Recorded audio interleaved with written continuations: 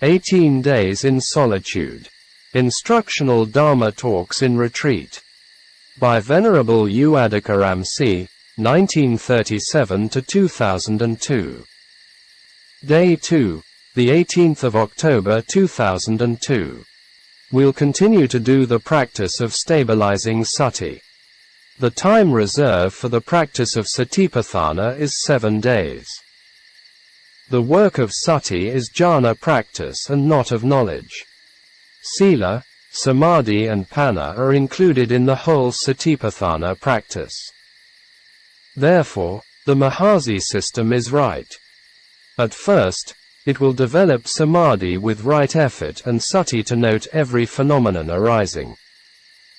With strong samadhi and discerning anicca, it moves first from the coarser objects into refined objects, i.e., from kaya, vedana, citta to dhamma respectively.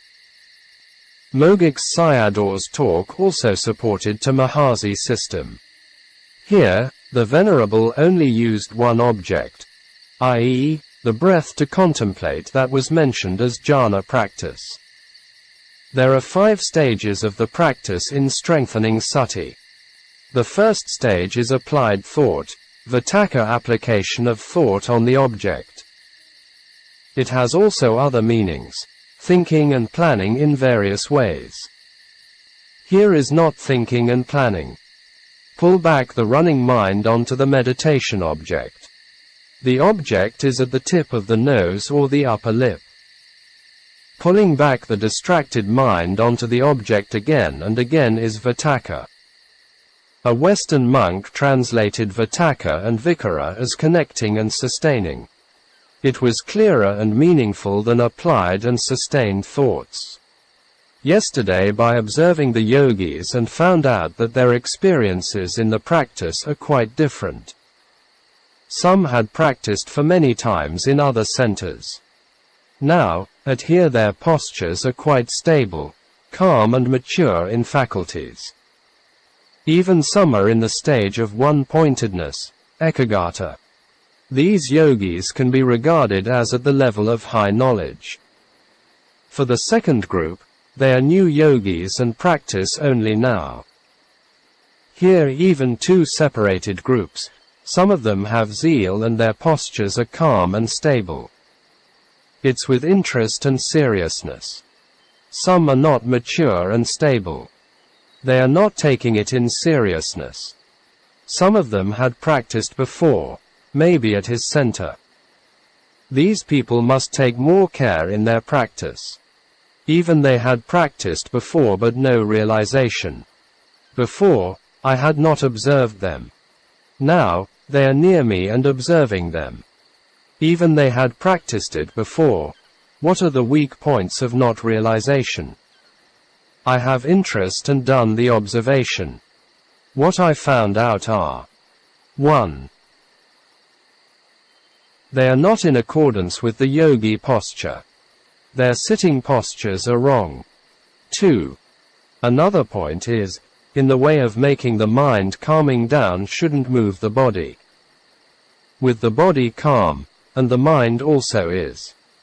You have to hold it without moving if you want to calm down the water in the glass. And then the sediments inside will settle down. If the body is moving, the mind can never calm down.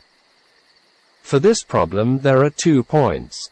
It's without the right posture and the mind has distractions that it's moving. In the way of calming the mind, these are the dharmas destroying samadhi. The Buddha said that these were the hindrances, nivaranas, which preventing the path and fruition knowledges, magga and phala. What are these dharma? 1. The hindrance of sensuality or sensual desire, kammakkhanda nivarana. The mind follows after sensual objects. Hearing a sound, the mind moves towards the sound. Seeing a form and moving towards the forms, to the smell, etc. Here it's important to know the significance of Mogik Vipassana teaching. Before I only allowed people to the retreats who had been listened to Mogik Sayadaw's talks. He gave talks on Khandha Paticcasamuppada according to the way of Mogik Sayadaw around Burma, or even maybe at his center. It seemed to be even using Sayadaw's talks for the yogis in the retreat. Here I want to emphasize the power of Mogik Sayadaw's talk. Anyone who listens to these talks very often has much benefit in Dharma knowledge. In daily life or in practice, it's very useful for seeing Dharma in profound ways. A well-known Mahasi meditation teacher also used Mogik Sayadaw's talks in his teaching. It is very unusual. Here at this place no preparation for this and allowing people who wanted to practice. Usually only allow people who have been taken the lectures on Paticcasamuppada. So, I take it as you all understand Paticcasamuppada. There are two Paticcasamuppadas, book knowledge and Khandha knowledge. If I have to talk on Khandha Paticcasamuppada for understanding, for example, the eyes see a physical form. If you see something is a mistake. You can't contemplate what I see. Must contemplate as seeing consciousness arises and should not follow with the seeing object.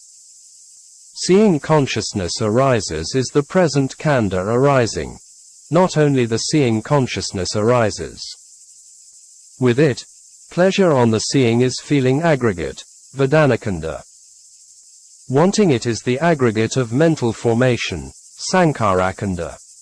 Noticing of them is the aggregate of perception, Sanakanda. The contact, phassa, of sense object and sense door are form aggregate, Rupakanda. The five khandhas arise together.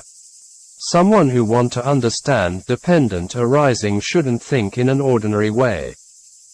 Think it as a khandha arises if mosquito bites. If not feeling arises and become Vedana Pakaya Tanna feeling conditions craving. And it becomes the desirous mind. This Tanna creates action, Kama. Kama gives the result of next life, rebirth Khandha. It becomes woeful birth, apayajati. At eating, touching and knowing mind arise. If no contemplation and the feeling of the tasting mind arises, and it becomes the feeling aggregate. Continue to.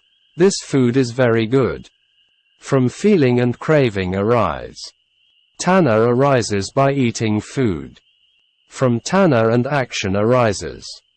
With eating like this, one will go to the plane of misery, apayas. How much profundity of the meaning is in the practice?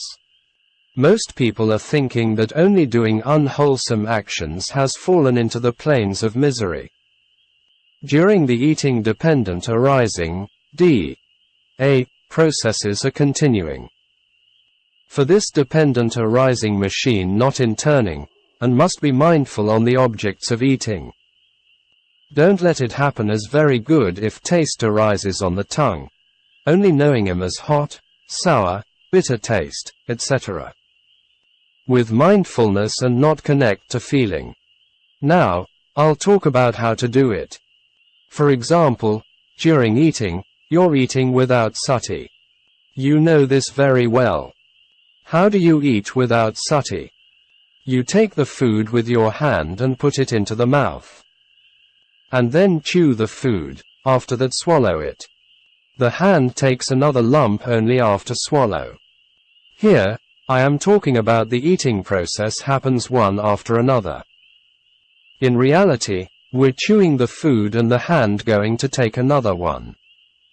How can we have sati at the same time in doing two jobs? We have been eaten foods for quite a long time now. How many lumps of food will make us full? We have eaten it for our whole life. Even up to this age and don't know how much of it is enough. Is it not clear that we're alive with not knowing avidya? How many times we're chewing each lump of food? And when do we swallow the food? Therefore, we are eating with avidya. After avidya, tanna will arise. Doing things without mindfulness that humans are in suffering. Living with ignorance, craving, tanha, arises. You must do with sati if you want to abandon tanha. Doing things without sati is not difficult because you're used to it. This point is very important for contemplation. Eating with sati seems to be tiresome because of doing with effort. Know the in and out breaths is a part of the practice. Now, I'll talk about eating. You must try to eat with sati. You put a lump of food into the mouth and chewing it. Follow with the counting as how many times you're chewing. You can count with numbers as 1, 2, 3, etc. For example, after 25 times of chewing and you swallow it. Without wanting to swallow and you don't swallow it. Chewing with sati and it becomes loathsome. It seems to be a burden and dukkha. Can't enjoy the pleasure. It arises in the mind I. Wanting to enjoy the taste doesn't arise. Doing with sati, you'll know khandha dukkha. You must do it with one after another. During the chewing, don't take another food again. Just concentrate on the chewing process with sati.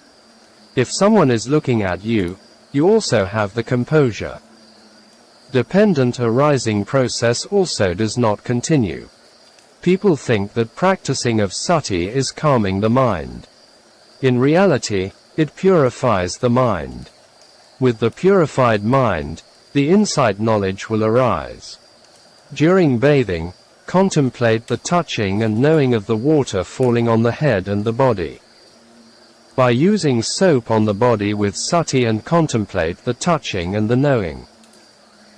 Yogi should be a person with sati. The hand contacts with the spoon. Touching and knowing mind arises. Touching and knowing mind is never end with the contemplation because everything is touching and knowing. Webu Sayadaw and Soon Lun Sayadaw were very well known in Burma. Webu Sayadaw's main instruction was observing the touching and knowing of the sensations of in-breath and out-breath. Soon Lun Sayadaw himself using the touching and knowing of the physical sensations in his daily activities. So, Sayadaw made a slogan in practice: touching, knowing, sati. Another hindrance is ill will, vyapadanivarana. During the practice it also can give a lot of trouble. Contemplate them if they arise, and they will disappear. The hindrance of sloth and torpor, thinamidanivarana. Some of you are nodding in sitting. You were nodding at 6 page M. I came and checked at 8 page M. And you're still nodding. It's not the time for sleep yet, and why are you nodding? Because your postures are not right. Look at the Buddha image. No slanting of the head and the body not inclining to the side. So, it's important to have the right postures. With the bending of the body and can't practice very well. The hindrances of restlessness and worry, uddhacca and kakaka nivarana. The mind in the state of restlessness is uddhacca. If someone is scratching the head, moving the body and bending the fingers, then the yogi is in restlessness. The Buddha at the time of enlightenment made a resolution of not to move. We should imitate him. We must not move the body as we like. Kakaka is thinking and planning of many things. In samatha practice you must not think and plan for anything.